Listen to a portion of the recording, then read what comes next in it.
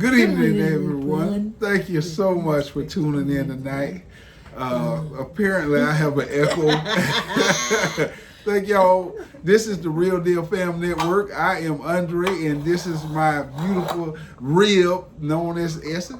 Your rib? Yeah. Also known, AKA, as the boss. We thank y'all again so much for tuning in this evening. If you haven't had a chance to hit that subscribe button, if you could, please hit it now. We love the support. And also, if you could, hit the thumbs up button as well as the notification bell, because we do keep the videos constantly coming out and you will enjoy them, I promise you. And just to let you know, since a lot of you have been inquiring, no, we're not preachers. Yeah, no. We're not counselors. Yeah, we're just regular folks from the neighborhood or from our own community, from your community. And we come to you to talk about the issues that are going on. Since apparently the celebrities are too scary to do it, they don't really represent us or our best interest. So we come to you to do it. Yeah, we just good old regular black folks. But anyway, let's dive into the topic tonight. Tonight we're going to talk about 5 wise tales some of the older generation used to tell us all the time. It's just like little sayings or little phrases they used to tell us all the time, and that they would like you to live by. Your grandparents or whoever was over you and loved you and cared for you, that was from another generation. More likely it was at least 2 years older generations than you would tell you things that just sounded strange. Like, what? Why would they say that? This is not go with the times. But in fact, those things had meaning, and they still do have meaning. So yes, my grandparents were absolutely wonderful. They had all kind of little sayings. I will be here all night if I was trying to tell you everything they said. But one I remember very specifically. I used to spend a lot of time with them, back and forth. And here down in the South, in the summertime, we get a little rainy season. So it rains a lot, lightning a lot. And boy, when that lightning go to jumping, they used to tell you, sit down, don't move.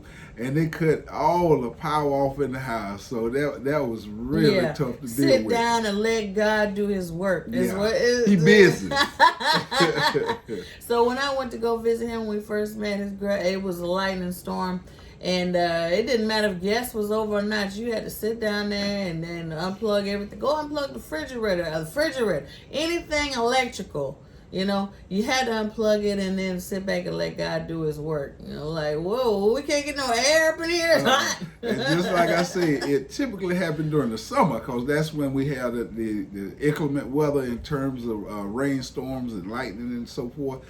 And so when they turned that power off, that window unit went off as well. So not only was you had to be still, which was tough for me, as well as you had to be hot and uncomfortable. And you had to be quiet. Oh, yeah. It was let God do his work, so you had to be quiet and be in reverence to God and his power. So, you coming into like, man, this is 21st century. What?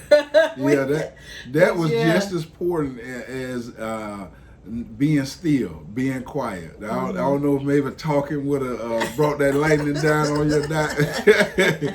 But you need to be quiet and very still. Yeah. The only thing I thought was worse than that is them Wednesday night Bible studies. Well, I tell you, you had to be real quiet. They had to listen. They was long. And that you could smell that food in there cooking, so it was hard. Oh, Bible study at the house? Yeah, they used to come to the house and we'll have Bible study in the living room. Oh, so you couldn't say anything?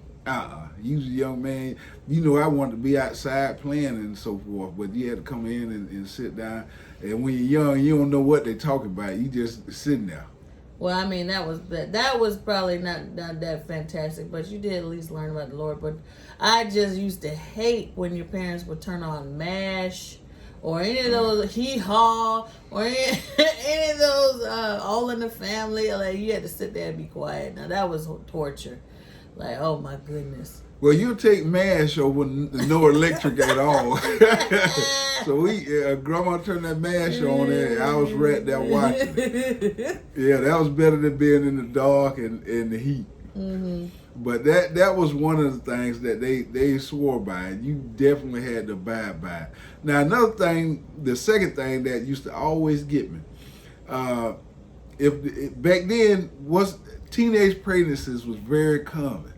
So if a young lady walked in the house, I don't know how the old people know, but they used to be like, that girl pregnant.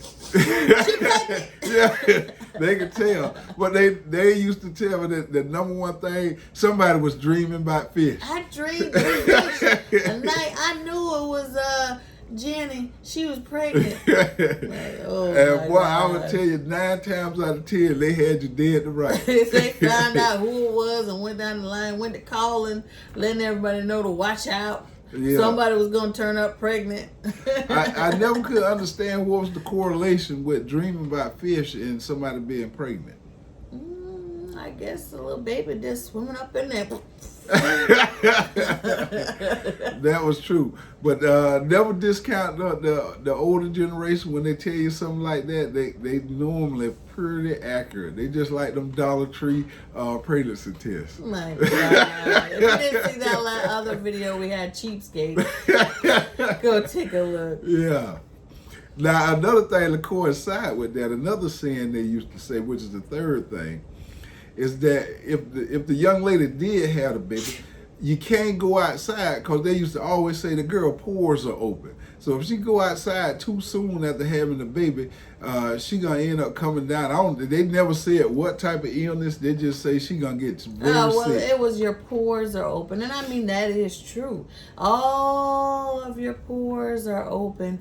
Not only your body's still open and healing from whatever, even if you had a C-section or vaginal delivery, everything's still open and everything's still healing. So things can still, be get infected or, so you're supposed to sit in the house, and that's when the community is supposed to come and help to care for you. Bring your food, bring your, make you comfortable, help with the baby and stuff so you can get some sleep.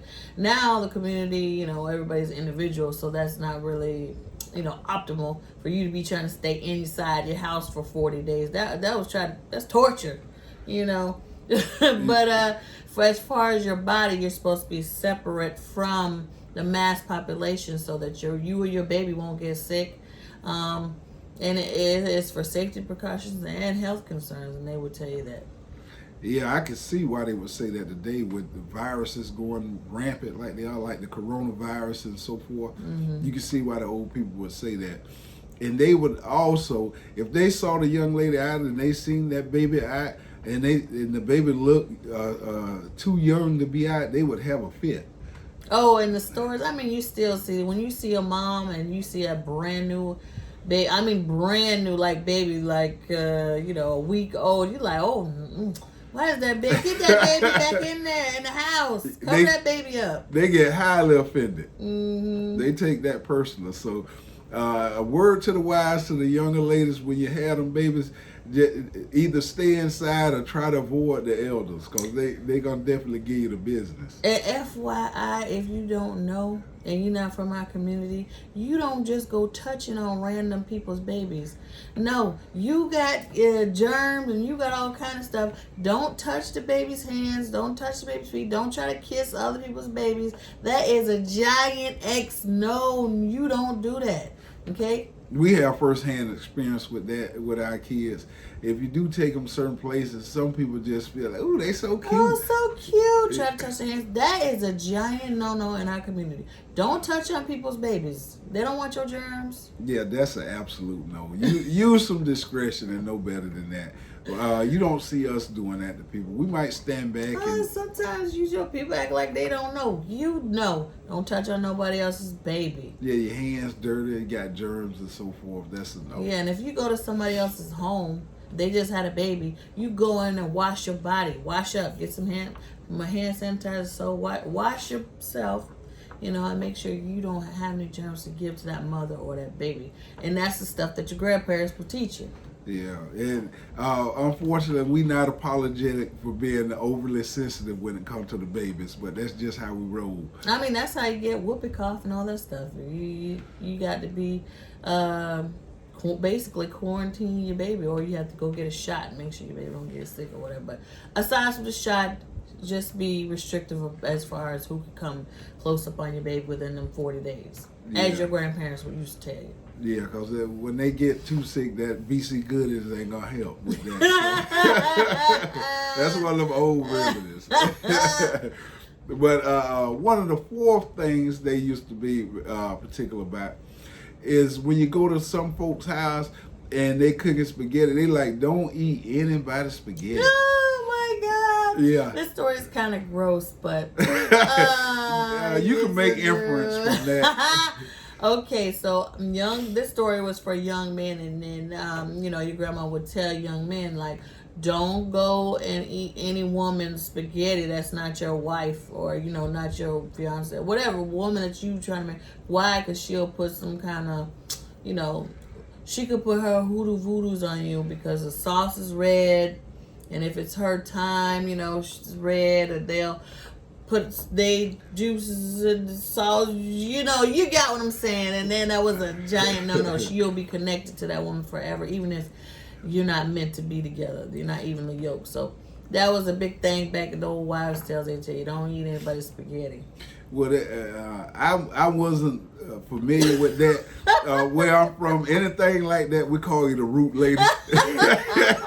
So we stay away from y'all together. Every old like that. person knows that story. Don't eat everybody's spaghetti or any red sauce that they may make. You eat from people that you know, and that, I mean, you still kind of have that in. We don't know these people eating from their table or their food. You have to be cautious. So what happens is a certain kind of juice in there that's going to take possession of you?